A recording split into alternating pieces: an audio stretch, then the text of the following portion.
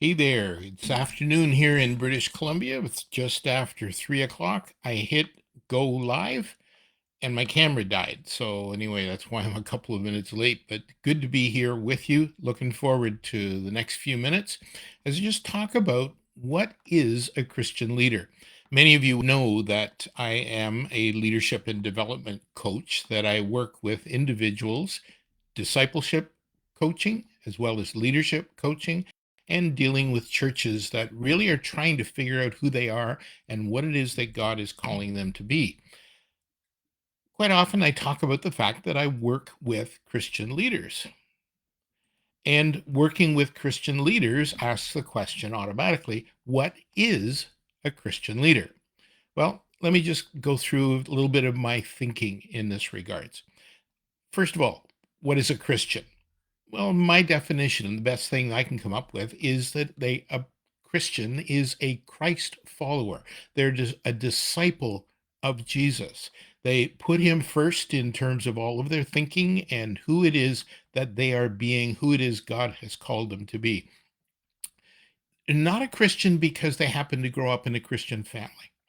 They're not a Christian because they happen to grow up in a Christian church or in a Christian country. They're not a Christian because at one point in their lives they walked an aisle, they were at a Billy Graham crusade, and they accepted Jesus as their Savior. It's not because they were baptized, whether that was as an infant or in believers' baptism. It's because they are a follower of Jesus. They want to know where he is going, and then they want to follow him along the way. To use the kind of description that we might find with the disciples in the New Testament, they're the people that spent time with Jesus. They're the people who listened to him. They're the people who put into practice what it was that they were learning, making lots of mistakes along the way. And of course, that's where every one of us is. A Christian is not somebody who has a perfect life. That doesn't come until we spend eternity with him. Along the way, we're learning, we're growing. Hopefully, we are following him more than we're not. But when I say a Christian leader, the first thing I'm talking about is a follower of Jesus, a Christ follower, somebody who puts him first and allow him to be their guide in this life. They're the kind of people that they want to hear him say, one of my favorite things to talk about these days, they want to hear him say, "Well done, good and faithful servant."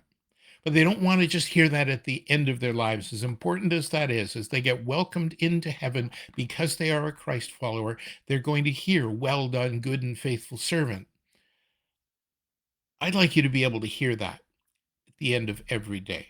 In fact, why not many times a day? Whenever it is that we step out in faith, whenever it is that we follow his leading, if we are Christ followers, we want to be hearing, "Well done, good and faithful servant." And if you are that kind of a leader, that kind of a Christian, then you're going to be the kind of person who is demonstrating more and more in their lives what Galatians 5 talks about when it describes the fruit of the Spirit: love, joy, peace, patience, kindness, and so on, that is increasing in their lives. The other thing is that they're going to reflect the fruit that's talked about when Jesus is talking in John chapter 15. Go and bear fruit, and fruit that will last. So, a Christian leader. What about the leader part? It's not simply somebody who is a pastor or who has been ordained, who has a Master of Divinity degree or a doctor of ministry. It's not talking about the professional necessarily, although they could be included in it. I believe that leadership is influence. If there's anybody in this world that you are influencing, you are their leader at some level, at any rate. So the question is, who do you influence? I heard Patrick Lencioni a few years ago talking about servant leadership, and that's a very clever phrase, servant leadership, that really describes what every Christian leader ought to be. But his argument is not just Christian. And in fact, he says he's looking forward to the day when every leader does not have to have the descriptor, the adjective there, servant. because leadership is simply understood to mean servant leadership. So, who do you lead? Who do you influence? If you got kids, you're their leader at some level. If you got employees, you are their leader at some level. And in fact, if you have influence over your boss, your employer, or anybody else along the way, you are an influencer. Therefore, you are a leader. So, who's a Christian leader? A believer, a follower of Jesus Christ, who is leading anyone. Anyone. They are a Christian leader.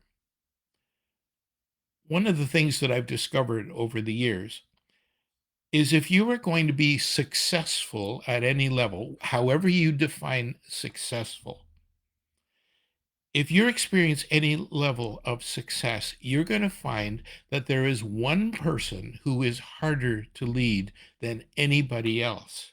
And you could even argue harder than everybody else put together. And you know as well as I do who that is. It's yourself. The hardest person in the world for me to lead is me. And I'm not a betting man, but if I was, I'd be willing to bet that you're the hardest person for you to lead as well. We want to hear the Lord say, "Well done, good and faithful servant." But you and I both know that at the end of the day, many of us fall very, very short of that. And we know that the one to blame is ourselves. Well, if you are in church leadership, at whatever level, again, you may be the pastor, you may be on the board, you may be a Sunday school teacher, at whatever level that is, I'm talking to you as a Christian leader. And my desire for you is that you would, in fact, be the most influential person that you can be in helping others to also follow the Lord and Savior Jesus Christ. That you will be the one who is going to help your church to follow him, help your ministry to be more and more like him. And even if we're talking about running your own business or working for somebody else, how do you demonstrate Christ likeness so that people are going to see Jesus as you are influencing them? And it isn't just about current leaders. It can also be those who aspire to lead in some way and at some time. And in fact, I think it's really important to be able to demonstrate that to others and see it being worked out. So over these next few weeks, you're going to find here on my website with Soul Impact or one of the others, you're going to see an invitation to become part of a 90-day next level leadership course. It's going to be intensive. It's going to keep you busy. There's going to be lots going on there. It's going to include training and accountability.